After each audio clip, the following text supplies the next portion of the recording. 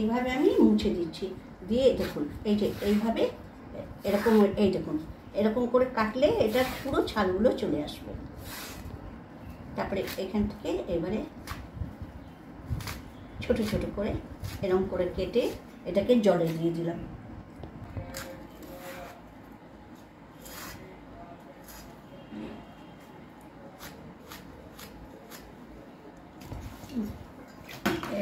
এবারে আমি এগুলোকে ধুয়ে ধুয়ে এই যে কড়াইতে রাখছি, আর এটাকে এবারে সেদ্ধ বসাবো। এই অবস্থায় এবারে এটাকে আমি জলে ভালো করে ধুয়ে এই কড়াইটার মধ্যে দিয়ে এটাকে এবারে সেদ্ধ বসিয়ে দিলাম। এটা এবারে 20-25 মিনিট সেদ্ধ হবে। এবারে এটাকে একটু নরম করার জন্য নুন দিয়ে দিচ্ছি। দেখুন নুন দিয়ে দিলাম, এবার একদম শাকটা নরম হয়ে যাবে।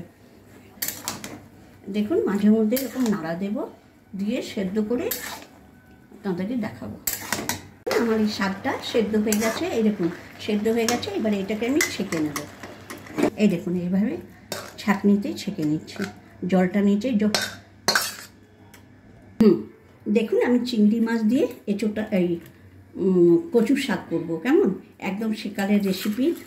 এবার দেখুন তার জন্য আমি নিয়েছি দুটো মাঝারি সাইজের পেঁয়াজকে কুচি কুচি করে কেটে নিয়েছি, এখানে লঙ্কা কেটেছি, আর এখানে একটু আমি রসুনকে একটা গোটা রসুনকে ছেঁচো করে থিতে নিয়েছি, আর এখানে ধনে আর জিরের পেস্ট আছে। আর এটা দেখুন একটু ভাজা মশলা, এই ভাজা মশলাটা হচ্ছে লঙ্কা, শুকনো লঙ্কা, ধনে, জিরে আর 2-1টা ওই গোলমরিচ দিয়েছিলাম। আমি তেল দিচ্ছি, কড়াইটা গরম হয়ে গেছে। আগে চিংড়ি মাছটা ভেজে নেব।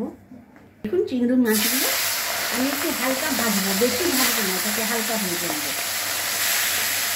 দেখুন এবার আমি মাছটা তুলে নিচ্ছি, ভাজা হয়ে গেছে, তুলে দিলাম। ওই মাছ ভাজা তেলে আমি কালো জিরে ফোড়ন দিলাম, কালো জিরে, একটু তেজপাতা। কোনো শাকের রান্না, আগেকার দিনে রান্নাতে রাঁধুনি, যে কোনো শাকের রান্নাতে একটু রাঁধুনি ফোড়ন দিলে তার একটা আলাদাই ফ্লেভার, তাই আমি একটু রাঁধুনি ফোড়ন দিচ্ছি। যা হয়ে গেছে এটা ফোড়নটা, এবারে আমি ওই দুটো মাঝারি সাইজের পেঁয়াজ কেটে রেখেছিলাম সেই পেঁয়াজটা দিচ্ছি।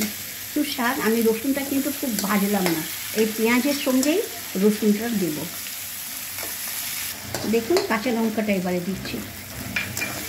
আমি এতে আদা, জিরে আর ধনেটা বাটাটা দিয়ে দিলাম, কিন্তু এতে আদা পড়বে না, কচুর শাকে একদমই আদা ভালো লাগে না, আদা রসুন দিয়েও একটা হয়।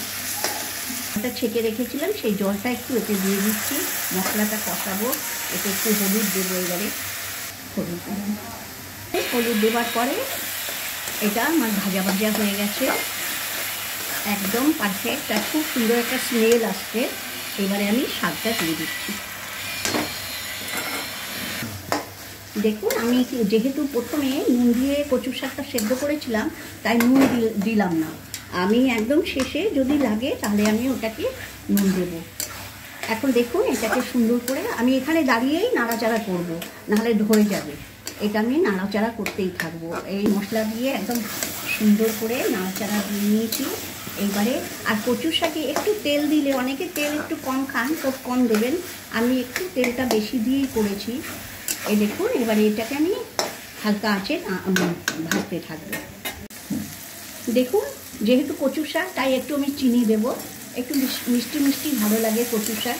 তবে যাদের পছন্দ নয় তারা অল্প সামান্য একটু মিষ্টি দেবেন, ওই একটা স্বাদ আসার জন্য। এবারে আমি দেখুন চিংড়ি মাছটা দিয়ে দিলাম, দিয়ে 2 মিনিট নাড়াচাড়া করে নামিয়ে দেবো।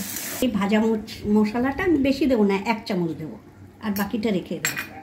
দিয়ে নামিয়ে দেখুন আমি লাস্টে কষি মাছ করে দিয়েছি, এটা মানে কষাবার জন্য। দেখুন কি সুন্দর কষে আবার তেল বেরিয়ে গেছে, দেখুন কি সুন্দর তেল বেরিয়ে গেছে, আর খেতে একটা অদ্ভুত সুন্দর গন্ধ বেরোচ্ছে, আর খেতে তো অসাধারণ হবে। দেখুন বন্ধুরা আমার চিংড়ি মাছ দিয়ে কচুর শাক তৈরি হয়ে গেছে, অসাধারণ লাগে, আর দারুণ একটা গন্ধ উঠছিল যেহেতু আমি রাঁধুনি ফোড়ন দিয়েছি। আর আপনাদের যদি এই রান্নাটা ভালো লাগে অবশ্যই আমাকে একটু লাইক শেয়ার করবেন, আর আমার রান্নাগুলো প্লিজ একবার করে ট্রাই করুন, আপনারা নিশ্চয়ই বারবার বানিয়ে খাবেন।